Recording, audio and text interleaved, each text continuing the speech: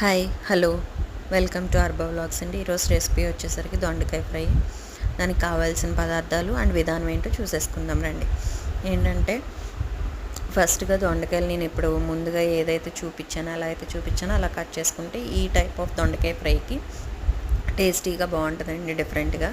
So అది cut చేసేసుకొని పక్కకు పెట్టేసుకోవాలి. పెట్టేసుకున్నాక ఏంటంటే మనం మామూలు దొండకాయ ఫ్రైకి ఎలా అయితే తాలింపు వేస్తామో దీనికి అలాగే తాలింపు వేసేసుకోవాలి. తాలింపులో వెల్లుల్లి బాగా ఎక్కువ చితకొట్టి వేసుకోండి, బాగుంటుంది టేస్టీగా ఇందులో వెల్లుల్లి అనేది. సో తాలింపు వేసేసుకున్నాక మనం ఏదైతే ముందుగా కోసి రెడీగా పెట్టుకున్నామో ఆ దొండకాయ ముక్కలు అనేవి ఇందులో వేసుకొని బాగా కలుపుకొని ఒక 5 to 10 minutes అనేది మగబెట్టుకోవాలి. పెట్టుకునే లోపల దొండకాయ ఫ్రై వేరే మెథడ్ అండి ఇది, అందుకని దానికి తగ్గట్టుగా ఉల్లిపాయలు అండ్ అలాగే మనకి ఎంతైతే కావాలో అంత కారం, అల్లం వెల్లుల్లి పేస్ట్ వేసుకొని పేస్ట్ చేయాలి. ఒకవేళ మీకు కారం కాకపోతే ఇందులో మనం ఎండుమిర్చి కూడా యూస్ చేయొచ్చు.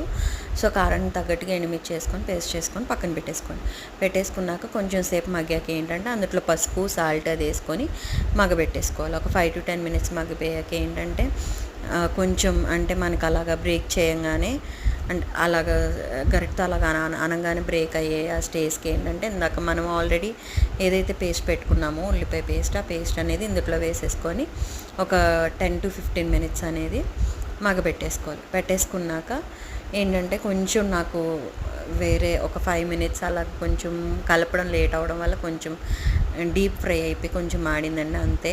కాకపోతే అది కూడా బాగుంది టేస్ట్ అనేది, ఓకేనా. ఏంటంటే ఇదేంటంటే మనం ఓన్లీ రసంలో అనే కాకుండా డైరెక్ట్గా కూడా కలుపుకోవచ్చండి, ఎందుకంటే ఉల్లిపాయ వాడతాం కాబట్టి. సో మన నార్మల్ దొండకాయ ఫ్రై కంటే ఇది టేస్ట్ కొంచెం డిఫరెంట్గా ఉంటుంది, అలాగే నచ్చింది కూడా. ట్రై చేయండి. Thank you for watching. Please subscribe Arba vlogs. Thank you.